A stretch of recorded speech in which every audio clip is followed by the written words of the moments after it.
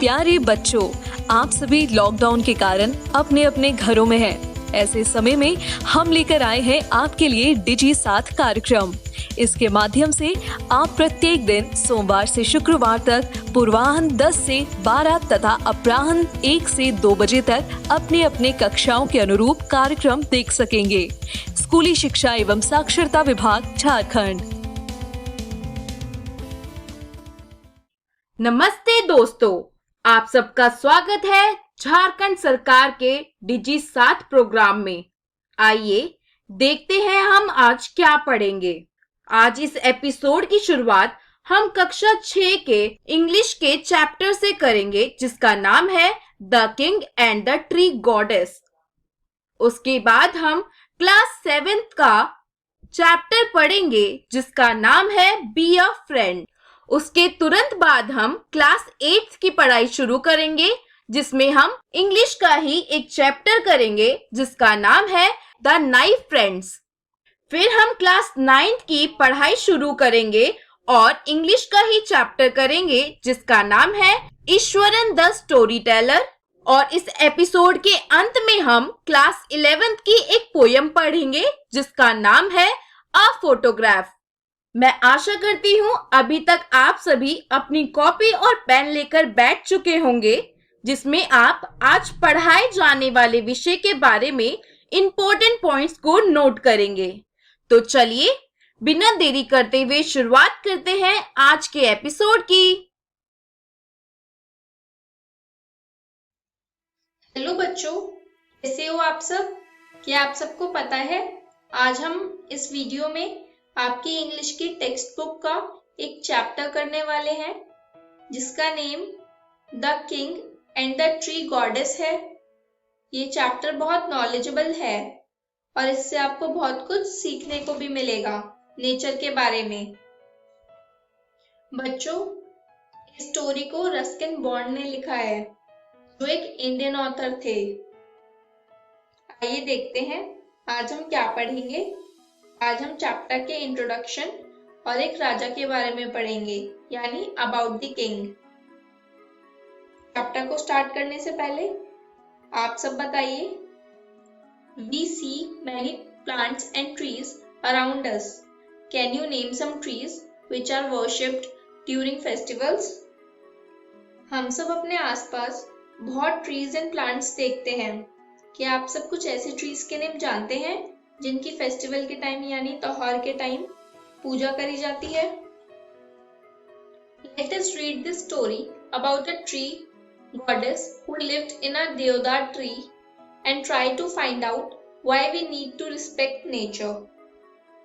आइए स्टोरी को पढ़ते हैं और जानते हैं एक ऐसे पेड़ की देवी के बारे में जो देवदार ट्री में रहती थी, और ऐसी जरूरत क्यों पड़ी कि हमें नेचर को रिस्पेक्ट करना पड़ा। चलिए बच्चों, स्टोरी को स्टार्ट करते हैं। Thinking of a beautiful palace. Once there was a king who lived in the Himalayan foothills. बहुत पहले की बात है, एक राजा थे जो हिमालय के फुटहिल्स यानी तलहटी में रहते थे। He longed to build himself a palace more beautiful than any he had seen in that part of the world. वो अपने लिए एक ऐसे पैलेस को बनाना चाहते थे जो दुनिया के उस हिस्से में उससे ज्यादा खूबसूरत ना हो। He did not want to spend a lot of money or go through any trouble to make the palace richer, taller or stronger.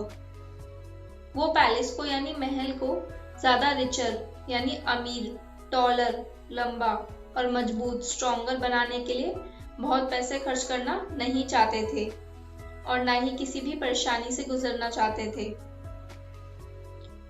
So he decided to build something different. तो उन्होंने सोचा कि क्यों ना कुछ ऐसी चीज बनाई जाए जो थोड़ी सी अलग हटके हो। The entire palace was to be supported by one column only. अब पूरा का पूरा जो महल है उसका निर्माण ऐसे कराया जाए कि वो सिर्फ और सिर्फ एक कॉलम से सपोर्टेड हो, यानी एक खंबे से सपोर्टेड हो। And that column was to be made from the tallest tree in the kingdom. और वो जो कॉलम है यानी खंबा है वो कहाँ से आएगा? वो उस पेड़ से जो राज्य का सबसे लंबा पेड़ हो, सबसे टॉलेस्ट ट्री हो, उसका वो कॉलम बनाया जाएगा और पूरा का पूरा जो महल है वो उस कॉलम के सपोर्ट से खड़ा होगा। Different types of trees. In the Himalayas, there are many tall trees like spruce and pine, oak and deodar. Himalaya में अगर आप जाएं तो वहाँ आपको कई डिफरेंट टाइप्स के यानी अलग अलग तरीके के बहुत लंबे लंबे पेड़ मिलेंगे, जैसे कि स्प्रूस, पाइन, ओक और देवदार।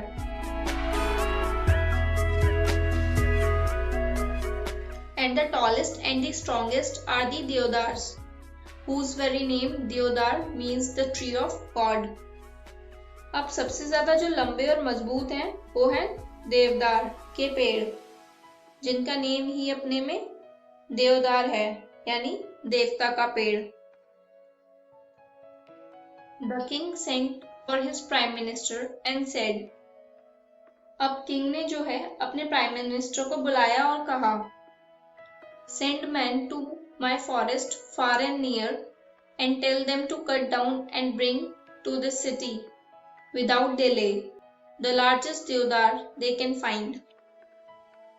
उन्होंने कहा कि अपने जो आदमी हैं उनको जंगल में भेजो, चाहे दूर का जंगल हो या चाहे पास का जंगल, और उनसे बोलो कि हमारे शहर में बिना किसी देवी के एक ऐसा पेड़ काट कर लाएं जो सबसे बड़ा देवदार है या देवदार हो। उन्हें जो भी सबसे बड़ा देवदार मिले उसे वो काट कर अपने शहर में लेके आए बिना किसी देरी के। A sacred tree. But the deodar is a sacred tree, protested his daughter. It is used only for building temples. अब उनकी यानी राजा की जो बेटी थी उन्होंने इसका विरोध किया और कहा कि देवदार जो है वो एक बहुत ही पवित्र पेड़ है और उसका निर्माण खाली मंदिरों के काम के लिए हुआ है। जैसे जब हम मंदिर बनाते हैं तो उसमें जो लकड़ी यूज होती है उसके लिए सिर्फ देवदार का यूज करते हैं। All the more reasons for me to have one, said the king. My palace shall be as magnificent as any temple. अब उन्होंने कहा कि बाकी कोई भी कारण हो, अभी सिर्फ एक ही कारण है, मुझे पता है, वो ये है कि जो मेरा पैलेस है वो चाहे कोई भी मंदिर हो या कुछ भी, उससे भी अच्छा बनेगा। सो बच्चों देख लेते हैं आज हमने क्या पढ़ा। आज हमने अबाउट द किंग्स प्लानिंग, राजा यानी किंग ने अपना पैलेस बनवाने के लिए क्या क्या प्लानिंग की उसके बारे में पढ़ा। तो आई होप स्टूडेंट्स आपको यहाँ तक की स्टोरी अच्छे से समझ आई होगी। इसे और अच्छे से समझने के लिए अपनी बुक डेजी से इस चैप्टर को the king and the tree goddess को घर जाकर अच्छे से पढ़िएगा। नेक्स्ट वीडियो में हम पढ़ेंगे which animals were sent to move the deodar tree, कौन से एनिमल्स को देवदार पेड़ को हटाने के लिए भेजा गया, and worship of the deodar tree, जो विलेजर्स हैं वो देवदार की पूजा क्यों करते थे, यानी जो गांव के लोग हैं वो देवदार की पूजा क्यों करते थे। सो आप सब यहाँ तक की स्टोरी को अच्छे से पढ़ के आइएगा। Thank you. Hello friends, welcome to the English smart class. आज हम आपके इंग्लिश की टेक्स्ट बुक से बी अ फ्रेंड पोएम को पढ़ेंगे, तो आप सभी इस वीडियो को बहुत ध्यान से देखिएगा। आज हम इस वीडियो में पोएम के इंट्रोडक्शन और उसके एक्सप्लेनेशन को देखेंगे। पोएम को स्टार्ट करने से पहले आप सबको पता होना चाहिए इस पोएम का थीम फ्रेंड्स यानी दोस्त और फ्रेंडशिप यानी दोस्ती है। ये पोएम हमें फ्रेंड्स की क्वालिटीज और उनकी ड्यूटीज को बताती है, यानी उनकी जिम्मेदारियों और उनके गुणों को। Introduction. Poet of the poem is Edgar a guest. इस पोएम के लेखक एडगर अ गेस्ट हैं। The poem reflects the essence of friendship. Poem friendship को बताती है।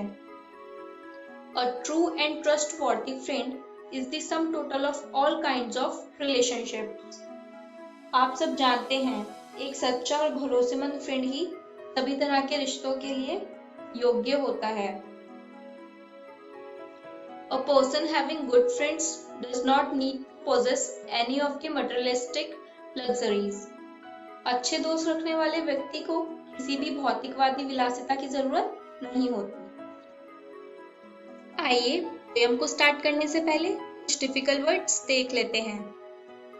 डिस्पोजिशन, टेम्परामेंट, स्वभाव, अनबीफ्रेंडेड, हैविंग नो फ्रेंड्स, मित्रहीन, लैंड, लेट, देना लेना। आइए अब स्टैंजा फर्स्ट को लाइन बाय लाइन पढ़ते हैं।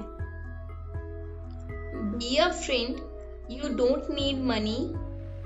दोस्त होने के लिए तुम्हें धन दौलत की जरूरत नहीं है।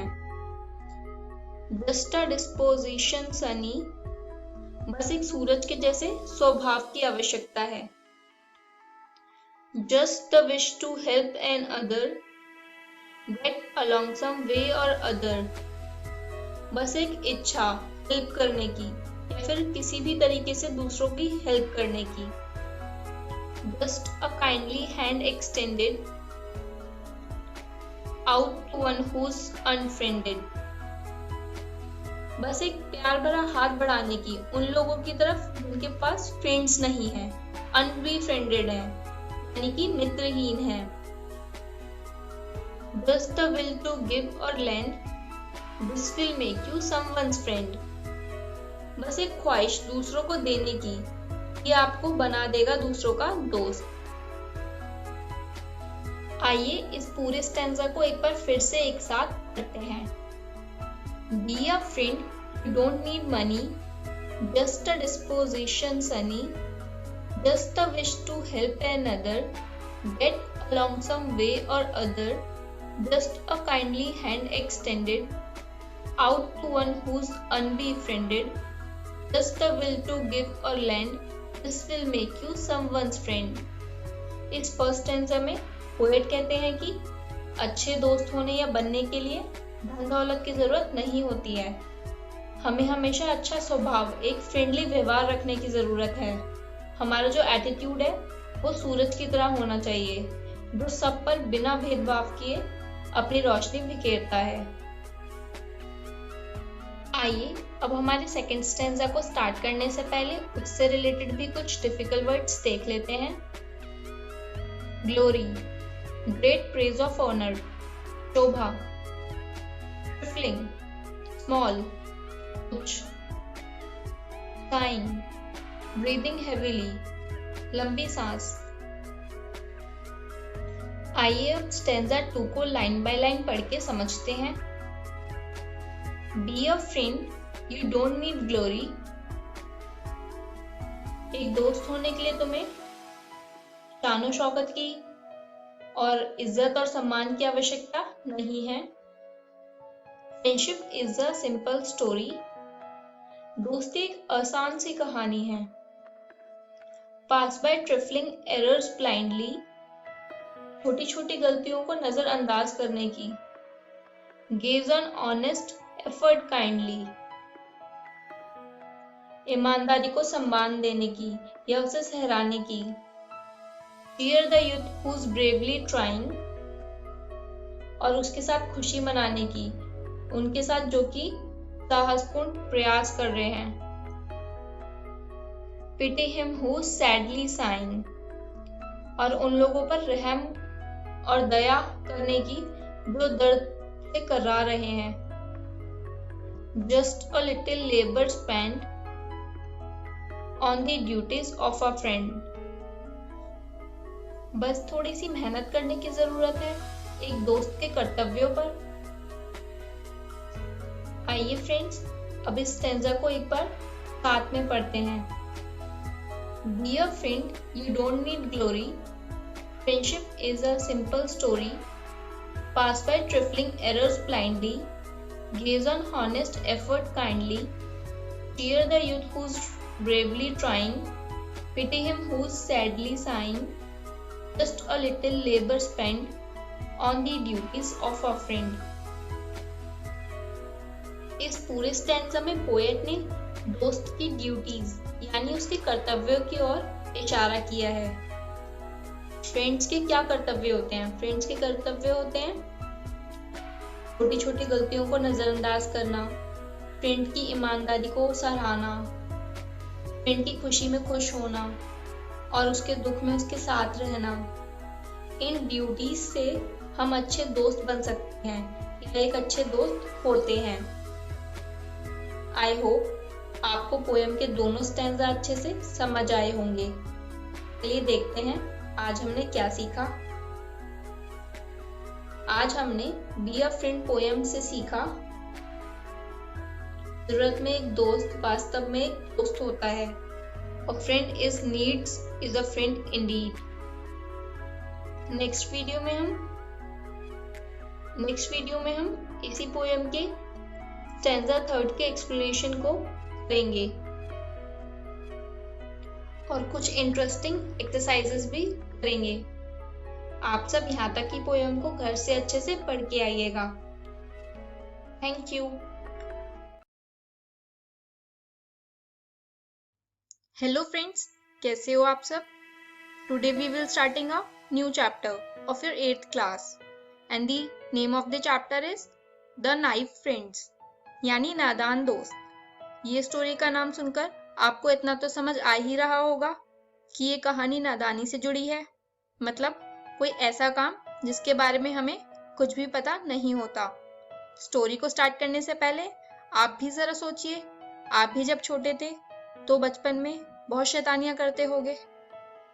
कुछ शैतानियां तो हम जान के करते हैं, पर कुछ शैतानियां हम नादानी में करते हैं जिनके होने वाले इफेक्ट्स का हमें कुछ भी पता नहीं होता। तो ये स्टोरी भी कुछ ऐसी ही है। इस स्टोरी के ऑथर मुंशी प्रेमचंद हैं। उन्होंने और भी फेमस नॉवेल्स एंड स्टोरीज लिखी हैं।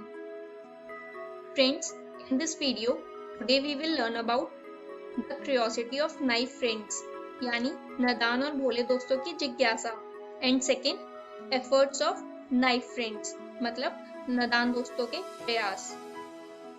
स्टोरी को स्टार्ट करने से पहले आइए कुछ डिफिकल्ट वर्ड्स देख लेते हैं। नाइफ विदाउट एक्सपीरियंस अनुभवहीन, curiosity a strong desire to know something यानी जिज्ञासा, furnace a decorative moulding over the window that stretches horizontally मतलब छज्जा, न्यूमरियस मैनी अनेक, scholar a person who is highly educated यानी विद्वान, ईगर रेस्टलेस बेसब्री, scatter fusion मतलब बिखराव। चलिए फ्रेंड्स, हमारी स्टोरी को स्टार्ट करते हैं। स्टोरी में दो बच्चे हैं, केशव और श्यामा, दोनों भाई बहन हैं। अब एक दिन केशव के घर के कॉर्निस के ऊपर एक चिड़िया ने अंडे दिए थे। फ्रेंड्स, कॉर्निस मतलब छज्जा। A bird had laid eggs just above the cornice in Keshav's house. Both Keshav and his sister Shama would watch the bird closely. अब दोनों केशव और उसकी बहन श्यामा वहां बड़े आराम से चिड़िया को आते जाते देखा करते थे। First thing every morning, the two would come and stand in front of the cornice, rubbing their eyes, barely awake. और सुबह उठते ही दोनों आंखें मलते हुए कॉर्निस के सामने पहुंच जाते थे। The pleasure they drew from seeing the two birds was so great that they even forgot about the joys of milk and jalebi. उन बर्ड्स को देखने में पता नहीं उन दोनों को क्या मजा आता था, दूध और जलेबी की सुध भी नहीं रहती थी। Numerous questions rose in their mind. दोनों के दिमाग में तरह तरह के सवाल आते थे, जैसे How big were the eggs? अंडे कितने बड़े होंगे?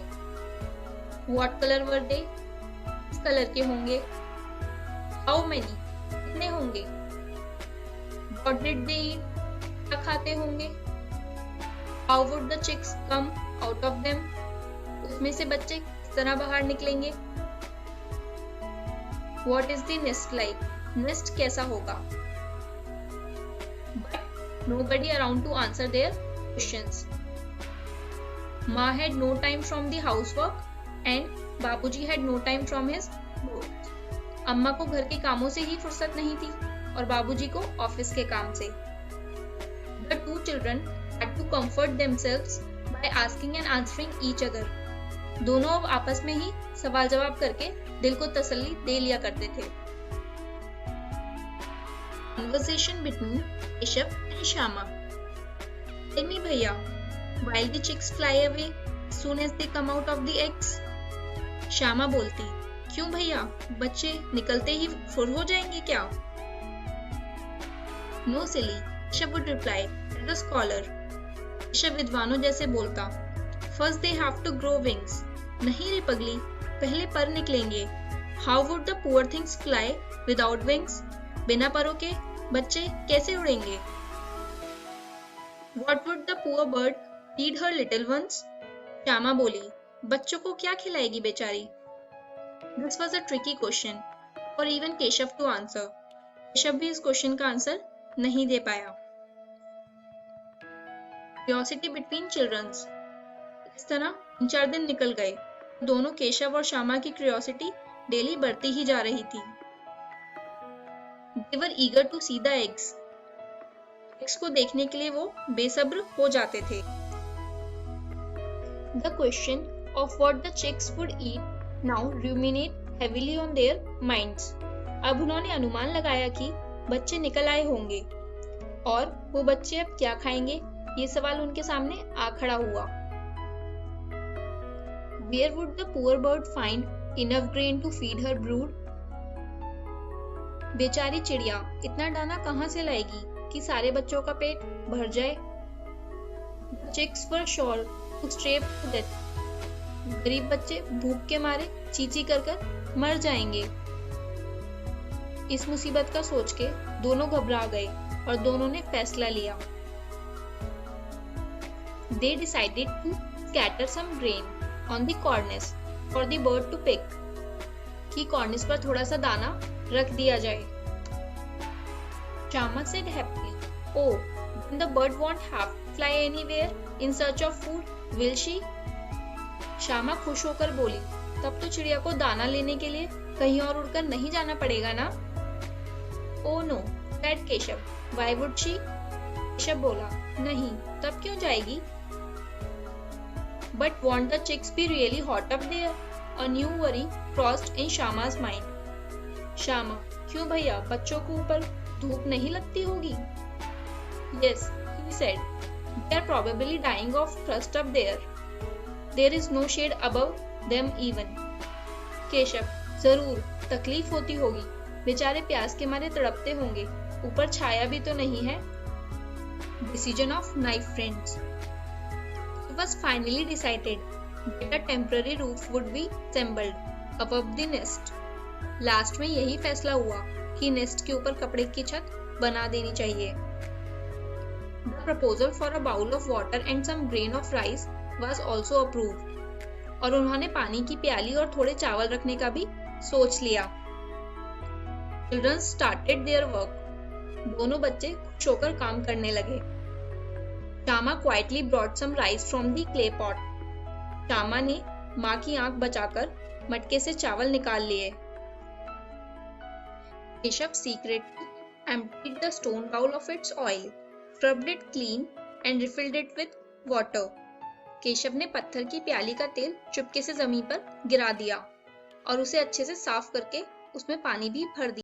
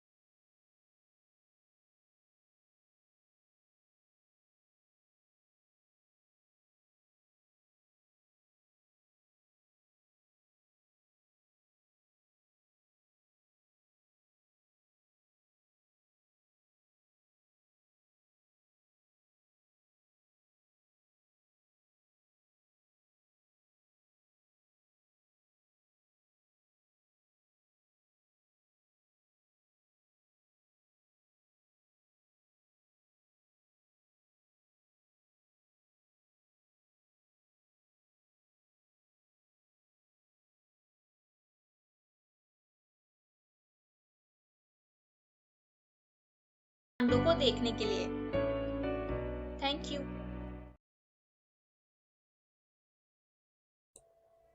Hello friends, welcome to the class. आज हम 9th क्लास की सप्लीमेंट्री रीडर मोमेंट्स का 3rd चैप्टर पढ़ने जा रहे हैं, जिसका नाम है ईश्वरन द स्टोरी टेलर। आइए हम जानते हैं कि आज हम इस वीडियो में कौन से टॉपिक्स कवर करेंगे। सबसे पहले हम पढ़ेंगे अबाउट द ऑथर के बारे में, उसके बाद introduction, then word meanings, and then about Mahendra's chronicle, and then qualities of Ishwaran, and then Ishwaran's narration style. आइए जानते हैं about the author के बारे में। जैसा कि आप तस्वीर में देख सकते हैं, इनका नाम है R.K. Laxman. He is the author of the story. His full name is Rasipuram Krishnaswamy Iyer Lakshman. He was born on 24th October 1921, Mysore, Karnataka, India. He died at the age of 93 on 26th January 2015 at Pune, Maharashtra, India.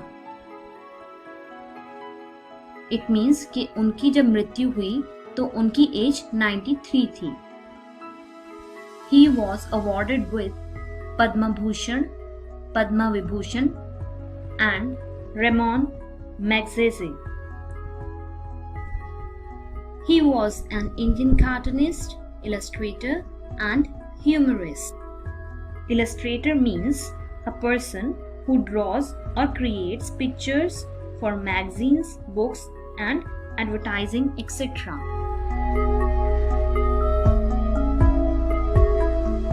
आइए जानते हैं इस कहानी के introduction के बारे में। It's a story about Eswaran. यह कहानी ईश्वरन के बारे में है। He is good at storytelling art और वो स्टोरी सुनाने में बहुत ही माहिर है।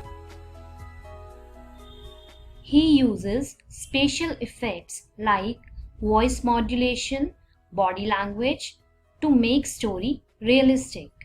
जो ईश्वरन था वो बहुत ही ज़्यादा स्पेशल इफेक्ट्स यूज करता था अपनी स्टोरी सुनाते वक्त, जैसे कि वॉइस मॉड्यूलेशन, वो अपनी आवाज़ को चेंज करता था अपने करेक्टर के हिसाब से। बॉडी लैंग्वेज, वो अपने जेस्चर्स के थ्रू भी अपनी स्टोरी को नरेट करता था ताकि उसकी जो स्टोरी है वो रियल लग सके। Mahendra gets attached and captivated by his stories. जो महिंद्रा था वो ईश्वरन की स्टोरी से बहुत ही ज्यादा अटैच्ड हो जाता था और कैप्टिवेटेड मीन्स फैसिनेटेड भी हो जाता था। His stories were a source of entertainment for Mahindra. Eswaran की जो स्टोरीज थी वो महिंद्रा को बहुत ही ज्यादा एंटरटेनिंग लगती थी। आइए जानते हैं इस स्टोरी के कुछ डिफिकल्ट वर्ड मीनिंग्स। जैसा कि मैं हमेशा कहती हूँ, वर्ड मीनिंग्स को बहुत अच्छे से समझना है क्योंकि ये आगे हमें चैप्टर को समझने में बहुत ही हेल्पफुल होंगे। So first word is ill equipped, means अनुपयुक्त। It means without the necessary equipment, skills or abilities to do something. मतलब जरूरी सामान ना होना। Makeshift canvas tent, काम चलाओ तिरपाल छावनी व्यवस्था। जैसा कि आप इस पिक्चर में भी देख सकते हैं, ये तिरपाल का घर बनाया हुआ है। Anecdotes मीन्स छोटी कहानी। Desolate मीन्स वीरान। जैसा कि आप इस पिक्चर में भी देख सकते हैं कि कितना वीरान है यहाँ पर।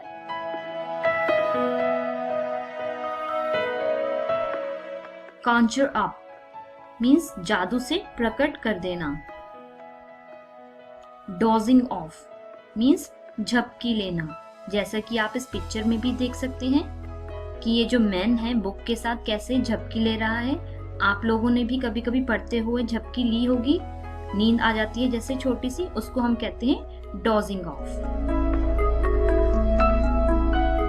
Next word is enthrall, means गुलाम बनाना। Next word is deserted, means सुनसान। जैसा कि आप इस पिक्चर में भी देख सकते हैं कितना डेजर्टेड है ये। Next word is enormous bushy beast, means अत्यंत जंगली जानवर या जंतु। जैसा कि आप इस पिक्चर में भी देख सकते हैं कितना जंगली जानवर है ये। इसको हम कहते हैं एनॉर्मस बुशी बीस्ट। स्प्राउल्ड मीन्स फैलकर लेटना। जैसा कि आप इस पिक्चर में भी देख सकते हैं कि ये बेयर कैसे फैलकर लेटा हुआ है। Next word is canvas chair, means canvas की कुर्सी। कैनवस इस कपड़े को कहा हुआ है और इस कपड़े की जो कुर्सी है उसको हम कैनवस चेयर कहते हैं, जैसे कि आप इस पिक्चर में देख सकते हैं। अनक्रिटिकली मीन्स अविवेकी। It means accepting something too easily. जब ईश्वरन कोई अपनी कहानी सुनाता था तो महेंद्र जो है उसको अनक्रिटिकली सुनता था, बिना किसी डिसएग्रीमेंट के वो उसकी कहानियां सुनता रहता था। महिंद्रा's Chronicle. Mahindra narrated story to Ganesh about his cook Ishwaran. Mahindra Ganesh को अपने कुक ईश्वरन के बारे में स्टोरी सुनाता है। Often posted to different construction sites, factories, bridges, dams and so on. तो जो महिंद्रा होता है वो एक जूनियर सुपरवाइजर है फर्म में और उसकी जॉब ऐसी है कि उसको बहुत ही ज़्यादा कंस्ट्रक्शन साइट्स पर जाना पड़ता है, जैसे कि factories, bridges, dams and so on. Being bachelor able to adjust in odd conditions, क्योंकि महिंद्रा जो था वो अनमैरिड था, इसीलिए वो किसी भी ऑड कंडीशन में भी एडजस्ट कर लेता था। Odd condition means uncomfortable condition.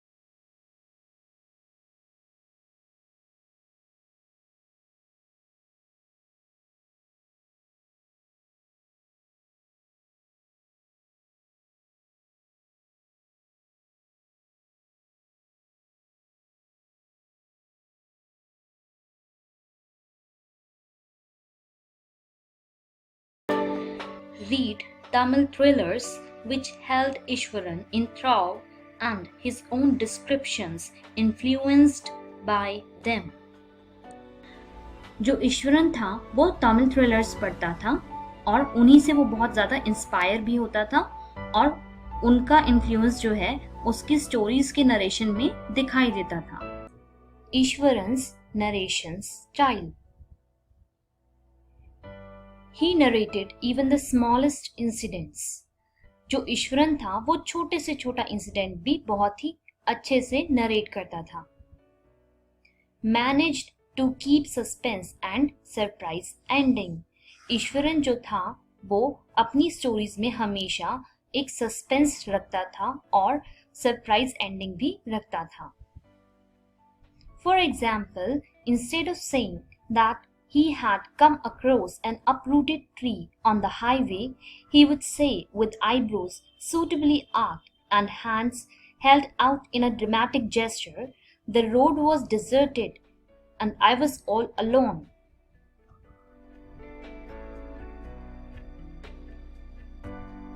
Suddenly, I spotted something that looked like an enormous bushy beast lying sprawled across the road.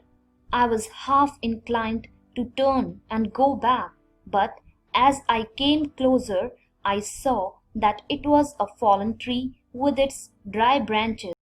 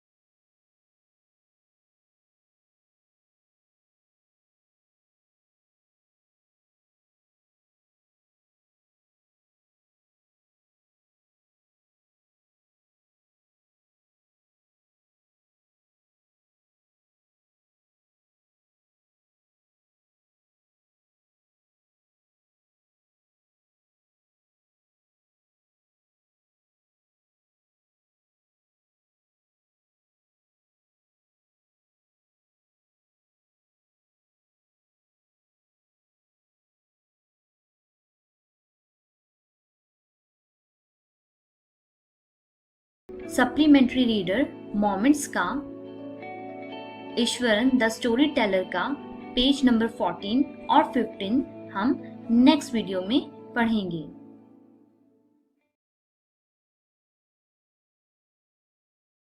Hello everyone, welcome to English smart class.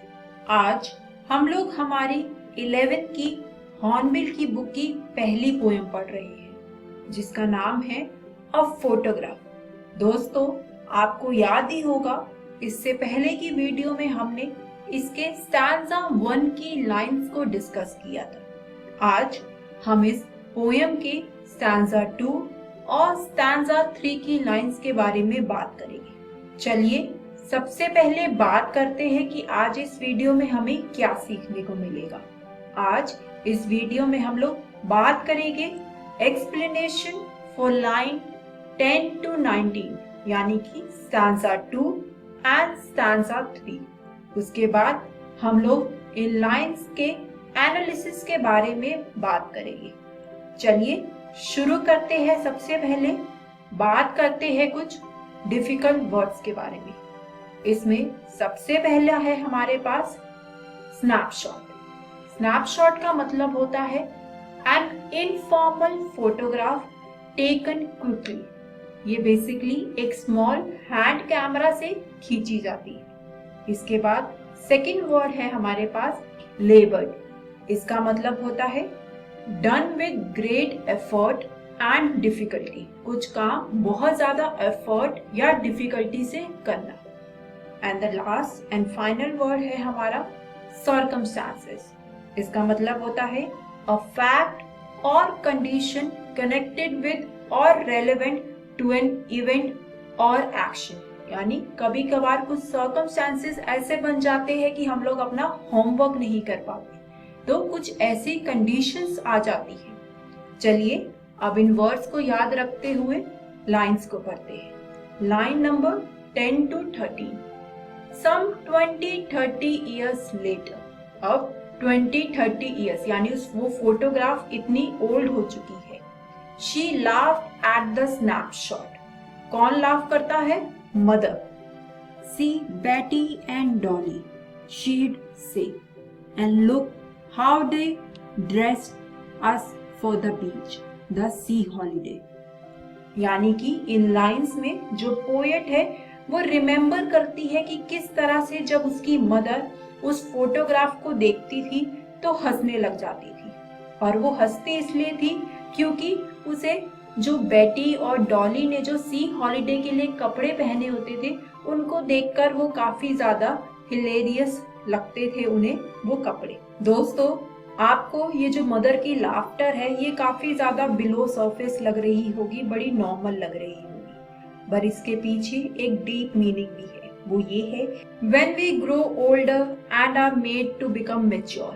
और जब हम time के साथ साथ सीरियस हो जाते हैं तो वो हमें जो यूथफुल केयर होती है और बचपन की जो छोटी छोटी चीजें होती है वो बड़ी सिली लगती है। जैसे कि जब हम छोटे होते हैं तब हम हॉलिडे पे कहीं अगर बाहर जा रहे हैं तो कितना एफर्ट डालते हैं अपने ड्रेसअप पे, लेकिन बड़े होकर हमें वो सारी चीजें बड़ी ही क्या कहते हैं मजाकिया लगती है।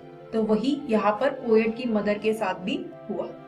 आगे बात करते हैं लाइन 10 to 13 यानी जो लाइंस हमने अभी पढ़ी उनके एनालिसिस के बारे में। इसमें एक अंडरलाइन नॉस्टैल्जिक करंट था, यानी कि मदर अपने बीते हुए समय को याद कर रही थी। उसके बाद जो पोएट है उसने यहाँ पर कॉन्ट्रास्ट क्रिएट किया है, और वो किस तरह से क्रिएट किया है? पहला तो जो मदर है वो अपने यूथफुल डेज को याद कर रही है, और दूसरा जो शर्ली है यानी कि जो हमारी पोएट है वो अपने मदर की लाफ्टर को मिस कर रही है।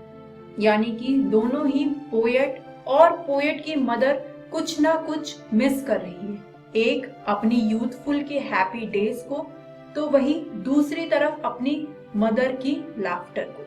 एंड द लास्ट वन, जो दोनों पास्ट की यहाँ पर बात हो रही है उसमें लाफ्टर और हैप्पीनेस है, यानी कि जो वो फोटोग्राफ है अगर वो कुछ सैडनेस लेके आ रही है तो वो अपने साथ एक हैप्पी टाइम की मेमोरी भी लेके आ रही है। चलिए दोस्तों अब बात करते हैं लाइन 14 to 15 की। सबसे पहले लाइंस को पढ़ते हैं। Was her past, mine is her laughter, both wry with the labored ease of loss। जैसे कि इससे पहले वाले एनालिसिस में हमने बात करी थी कि जो मदर है उसके लिए उसके यूथफुल डेज अब एक पास्ट बन चुके हैं, तो वही दूसरी तरफ पोएट के लिए उसकी मदर की लाफ्टर। अब ये जो वर्ड्स है both wry with the labored ease of loss। Indeed, poet ने यहाँ पर बहुत ही खूबसूरत वर्ड्स को लिखा है, और यहाँ पर ये जो लाइन है ये हमें कन्वे कर रही है कि जो ह्यूमन है वो बड़ा ही हेल्पलेस होता है। जैसे कि अगर किसी की डेथ हो गई है उनकी फैमिली में किसी क्लोज वन की, तो उनको एट द एंड एक्सेप्ट करना पड़ता है, वो कुछ कर नहीं सकते, क्योंकि अगर एक पर्सन की एक बार डेथ हो चुकी है तो वो वापस नहीं आ सकता। तो जो लोग पीछे रह गए हैं उन्हें वो एक्सेप्ट करना होता है कि अब उनकी जो एक फैमिली मेंबर है वो उनकी लाइफ से जा चुका है। और ये जो वर्ड है लेबर्ड ईज, ये एक ऑक्सीमोरॉन है। अब दोस्तों आप सोच रहे होंगे कि ऑक्सीमोरॉन क्या होता है, तो ऑक्सीमोरॉन बेसिकली एक पोएटिक डिवाइस है जिसमें दो ऑपोजिट वर्ड्स को आपस में एक साथ यूज किया जाता है, और ये वर्ड्स रिप्रेजेंट करते हैं the difficulty and struggle one has to go through. दोस्तों अब बात करते हैं लाइन 16 to 17 की। सबसे पहले लाइंस को पढ़ते हैं। Now she has been dead nearly as many years. Finally अब हमें पता लगता है कि जो पोएट की मदर है वो एक्चुअली में डेथ हो चुकी है उनकी, वो अब पोएट के साथ नहीं है। Next line, as that girl lived and of this circumstances. और यहाँ पर पोएट हमें बता रहे हैं कि जो उनकी मदर है उनकी डेथ को नियरली 12 years हो चुकी है, which is also the age of the girl in the photograph. और अपनी मदर को खो देने का ये जो दुख है ये पोएट के लिए इतना ज्यादा है कि अब उनके पास कुछ कहने के लिए नहीं बचा। And she can only remember her laughter. वो अपनी मदर की लाफ्टर को दोबारा सुन नहीं सकती, सिर्फ वो लाफ्टर पोएट की मेमोरीज में कैप्चर है। बात करते हैं अब पोएम की कंक्लूडिंग एंड फाइनल लाइंस की। सबसे पहले लाइंस को रीड करते हैं। देयर इज नथिंग टू से at all, it's silence silence. यहाँ पर पोएट ने बहुत ही ज्यादा सुंदर ब्यूटीफुल वर्ड्स का यूज किया है और बहुत ही अच्छा वर्ड प्ले किया है, क्योंकि जो पोएट की मदर की डेथ है उसने अल्टीमेटली एक साइलेंस इम्पोज कर दिया है। But until its final line, that has also encouraged the speaker to speak and to bring her mother back to a kind of life. इस पोएम के थ्रू एक तरह से पोएट ने अपनी मदर को एक दोबारा से लाइफ, एक दोबारा से उसकी मेमोरीज को रीजॉइन करने की कोशिश करी है, क्योंकि ये पोएम उसने अपनी मदर को याद करते हुए लिखी है। तो इस पोएम के थ्रू उसने अपनी मदर की लाफ्टर, अपनी मदर की मेमोरीज को दोबारा से जीने की कोशिश करी है। तो ये पोएम अब हमारी यहीं पर खत्म होती है। बात करते हैं कि आज इस वीडियो में हमें क्या सीखने को मिला।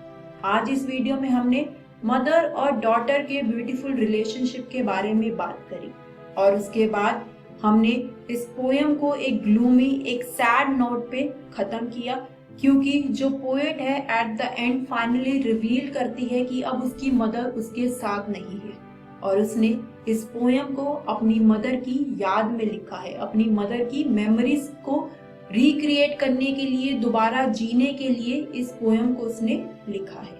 और ये पोएम हमारी हॉर्नबिल की बुक की पहली पोएम है। तो आप घर जाके इसके स्टैंजा 2 और स्टैंजा 3 की लाइंस को दोबारा एक बार फिर से रीड करना, ताकि आपको ये लाइंस और अच्छे से समझ आ जाए। बात करते हैं कि इससे अगली वीडियो में हम लोग क्या सीखेंगे। इससे अगली वीडियो में हम लोग इस पोएम के प्रैक्टिस क्वेश्चंस को डिस्कस करेंगे। तो दोस्तों मिलते हैं next time. Hello everyone, welcome to English smart class. आज हम लोग हमारी 11 की हॉर्नबिल की बुक की सेकेंड पोएम ऑफ फोटोग्राफ के प्रैक्टिस क्वेश्चन को डिस्कस करने वाले हैं इस वीडियो में। पहले हम लोग कुछ क्वेश्चंस के बारे में बात करेंगे और फिर मैं आपको वो क्वेश्चंस के आंसर्स लिखने के लिए कुछ टिप्स बताऊंगी। हमारा फर्स्ट क्वेश्चन है, what does the cardboard shows. हमारी पोएम और फोटोग्राफ में जो कार्डबोर्ड है वो हमें क्या बताता है, ये हमें इसके आंसर में लिखना होगा। हमारा सेकेंड क्वेश्चन पोएम के पैराग्राफ से लिया गया है। पेपर में आपको पोएम का कोई सा भी एक पैराग्राफ दे दिया जाएगा और उसमें से क्वेश्चंस पुट अप होंगे। जैसे कि इसमें पहला क्वेश्चन पूछा गया है, where was the mother standing and why, कि मदर कहाँ खड़ी थी और क्यों। सेकेंड क्वेश्चन है, how did she look at that time, mother उस समय कैसे दिख रही थी। एंड फाइनली हमारा थर्ड क्वेश्चन है, find a word in the passage that means momentary, यानी कि पैसेज में से ढूंढ के आपको एक ऐसा वर्ड यहाँ पर बताना होगा जिसका मीनिंग मोमेंट्री से मिलता है। अब बात करते हैं हमारे थर्ड क्वेश्चन की। यहाँ पर हमें पोएम की एक लाइन दी गई है जो कि है, the sea which appears to have changed less washed their terrible transient feet. और इस लाइन से क्वेश्चन पूछा गया है कि how does the poet contrast the girl's terrible transient feet with the sea, कि पोएट ने किस तरह से गर्ल और सी के बीच में ये वर्ड यूज करते हुए कॉन्ट्रास्ट क्रिएट किया था। हमारा फोर्थ क्वेश्चन है, explain the C holiday was her past mine is her laughter. Again ये एक पोयम की लाइन है और हमें यहाँ पर इस लाइन को एक्सप्लेन करना होगा। हमारा fifth and the last question है, both rhyme with the laboured ease of loss. Again ये एक पोयम की लाइन है और इससे हमें क्वेश्चन पूछा है, what is the loss, describe the ironical situation, कि क्या लॉस था और यहाँ पर क्या लिटरेसी डिवाइस यूज करके आयरॉनिकल सिचुएशन क्रिएट की गई है वो हमें यहाँ पर बताना होगा। चलिए अब मैं आपको कुछ राइटिंग टिप्स बताती हूँ इन क्वेश्चंस के आंसर लिखने के लिए। सबसे पहला जो क्वेश्चन हमसे पूछा गया था वो था, what does the cardboard shows. तो इसके आंसर में जो पॉइंट्स आपको मेंशन करने होंगे वो कुछ इस तरह होंगे। सबसे पहला point, the cardboard shows an old photograph. जो कार्डबोर्ड था वो हमें एक ओल्ड फोटोग्राफ शो कर रहा था। उसके बाद, it shows the poets mother standing with two girls, Dolly and बेटी। और उस फोटोग्राफ में हमें दिख रहा था कि जो मदर है वो दो कजन्स के साथ खड़ी है जिनका नाम था डॉली एंड बेटी। नेक्स्ट पॉइंट होगा, all of them were standing at the beach. और सभी लोग बीच पे खड़े थे। They stood smiling at the uncle who was standing at a distance with a camera। और उस कार्डबोर्ड में हमें क्या पता लगा कि वो लोग अपने अंकल के सामने खड़े थे और स्माइल कर रहे थे क्योंकि जो उनके अंकल थे वो उनकी फोटोग्राफ ले रहे थे। तो ये सारे पॉइंट्स आपको इसके आंसर में मेंशन करने होंगे। हमारा सेकंड क्वेश्चन था, एक पैराग्राफ के थ्रू हमसे यहाँ पर क्वेश्चन पूछा गया था जिसमें सबसे पहला क्वेश्चन था, Where was the mother standing and why? तो इसका आंसर है, The mother was standing at the beach and she had gone there for a holiday at the sea। तो इसका आंसर हमें पैराग्राफ में से ही मिल गया। सेकेंड क्वेश्चन था हमारा, How did she look at that time? कि वो कैसी लग रही थी उस टाइम पे। तो उस टाइम पे she looked very sweet and young at that time। And finally हमसे एक वर्ड मीनिंग पूछा गया था, मोमेंट्री। पैराग्राफ में से हमें सेम वर्ड ढूंढ के लिखना था, वो वर्ड है ट्रांजिएंट। थर्ड आंसर में हमें पोयम की एक लाइन को एक्सप्लेन करना था और यहाँ पर पोएट ने हमसे पूछा था कि उसने किस तरह से गर्ल को और सी को terrible transient feet word use करके कॉन्ट्रास्ट किया है। सबसे पहला पॉइंट होगा, all the girls standing at the beach have terribly transient existence। They are mortal and suffer physical change with the passage of time। जिस तरह से हम लोग समय के साथ साथ फिजिकली चेंज होते रहते हैं वही यहाँ पर पोएट एक्सप्लेन कर रहा है। The mother's sweet face and her smile has disappeared after 20 or 30 years। यानी कि जो फोटोग्राफ में मदर की स्वीट स्माइल दिख रही थी वो अब 20-30 इयर्स के बाद डिसअपेयर हो चुकी है। लेकिन द वास्ट सी अनचेंज और seem to have changeless. यानी कि एक तरफ जो मदर थी वो कम्प्लीटली चेंज हो चुकी है टाइम के साथ और वही दूसरी तरफ जो सी है जिसके सामने खड़े होके मदर ने फोटो क्लिक करी थी वो अनचेंज लग रहा है। वो आज भी वैसा ही है जैसे वो 20 इयर्स पहले था। तो टेरिबली ट्रांजिएंट फीट यहाँ पर गर्ल्स और सी को इस तरह से कंट्रास्ट करता है। बात करते हैं हमारे फोर्थ आंसर की। यहाँ पर हमें बोला गया था, the line the C holiday was her past, mine is her laughter. इस लाइन को एक्सप्लेन करने को कहा था क्वेश्चन में। Time spares none, gone are the childhood days of the poet mother। यानी टाइम किसी के लिए नहीं रुकता और जो मदर के चाइल्डहुड डेज थे वो अब जा चुके हैं। And the C holiday become her past. और जो एक सी हॉलीडे एक टाइम में जो उन्होंने अपने चाइल्डहुड में एंजॉय की थी वो आज उनका पास्ट बन चुका है। And the photograph flashed back to the scene that was captured about 30 years ago। लेकिन उस फोटोग्राफ में वो सीन कैप्चर हो गया जो कि मदर ने 30 इयर्स पहले एंजॉय किया था।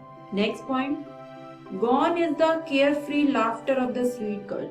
और जिस तरह से वो फोटोग्राफ 30 इयर्स पुरानी हो चुकी है, उसी तरह से जो मदर जो एक टाइम पे स्वीट गर्ल थी, उनकी लाफ्टर भी अब वो जा चुकी है। एंड फाइनली, जिस तरह से जो पोएट की मदर है, उनके लिए उनकी लाफ्टर जा चुकी है, उसी तरह से जो पोएट है उसके लिए उसकी मदर की लाफ्टर एक पास की चीज बन चुकी है। वो इसलिए क्योंकि उसकी मदर अब इस दुनिया में नहीं है, उनकी डेथ हो चुकी है। तो आंसर 4 में हम ये सारे पॉइंट्स मेंशन करेंगे। बात करते हैं हमारे लास्ट क्वेश्चन की। आंसर 5th में जो पॉइंट्स हमें मेंशन करने हैं वो है, actually both of them suffer a sense of loss. Both का मतलब है यहाँ पर मदर और पोएट दोनों ने ही अ सेंस ऑफ लॉस सफर किया था। नेक्स्ट पॉइंट, जो मदर है उसने अपना चाइल्डहुड खो दिया था because she can't have those moment of enjoyment again. जो बचपन में उन्होंने बीच हॉलीडे और जो केयर फ्री एटीट्यूड उन्होंने एंजॉय किया था, अब वो उसे दोबारा एंजॉय नहीं कर सकती, वो उन्हें खो चुकी है। इसके बाद she can't be a sweet smiling girl of 12 again. जैसे कि उस फोटोग्राफ में वो 12 साल की लड़की जो स्माइल कर रही है, जो केयर फ्री है, वो वैसी अब दोबारा नहीं हो सकती। This is also the poet loss. ये उसकी मदर का तो लॉस है ही, लेकिन साथ ही साथ पोएट का भी लॉस है। और वो इसलिए है, perhaps she will never see that smiling face and experience her laughter again in her life। यहाँ पर पोएट की मदर की बात हो रही है कि वो फिर से अपनी मदर का कभी भी स्माइलिंग फेस एक्सपीरियंस नहीं कर पाएगी। और जो सेकंड क्वेश्चन था हमारा, डिस्क्राइब द आयरॉनिकल सिचुएशन, उसका आंसर होगा, the irony of the situation is that both of them struggle to bear the loss. दोनों ने ही कुछ खोया है और दोनों ने ही स्ट्रगल किया है उस लॉस के साथ। तो इसी के साथ हमारा आंसर नंबर 5 यहीं पर खत्म होता है। आज इस वीडियो में हमने बात करी हमारे पोयम और फोटोग्राफ के कुछ प्रैक्टिस क्वेश्चन से। दोस्तों, ये पोयम है हमारी बुक हॉर्नबिल से, और मुझे उम्मीद है कि आपको एक आइडिया हो गया होगा कि किस तरह से एग्जाम्स में क्वेश्चंस पूछे जाएंगे और किस तरह से उनके आंसर्स को आपको लिखना है। तो चलिए मिलते हैं नेक्स्ट टाइम। मैं आशा करती हूँ दोस्तों, आपको आज का एपिसोड बहुत अच्छे से समझ आया होगा और आपने इस एपिसोड को एंजॉय भी किया होगा। तो चलिए देखते हैं आज हमने क्या क्या पढ़ा। हमने 6th क्लास में आज इंग्लिश का चैप्टर किया जिसका नाम था the king and the tree goddess. उसके बाद हमने क्लास 7th का चैप्टर पढ़ा जिसका नाम था बी अ फ्रेंड। उसके बाद हमने क्लास 8 का भी इंग्लिश का चैप्टर पढ़ा जिसमें हमने द नाइफ फ्रेंड चैप्टर को कवर किया। उसके बाद हमने क्लास 9th की पढ़ाई शुरू करी और उसका भी इंग्लिश का chapter Eswaran the story Taylor को पढ़ा। और इस एपिसोड के अंत में हमने क्लास 11th की पढ़ाई की जिसमें हमने इंग्लिश की एक पोयम अ फोटोग्राफ को कवर किया। अब दोस्तों, एक महत्वपूर्ण सूचना, अभी देखे गए इस एपिसोड का पुनः प्रसारण ठीक 3 बजे से इकोवेशन के YouTube चैनल पर होगा। YouTube पर डिजी 7 इकोवेशन सर्च करके आप इस तक पहुंच सकते हैं। आज का एपिसोड देखने के लिए धन्यवाद।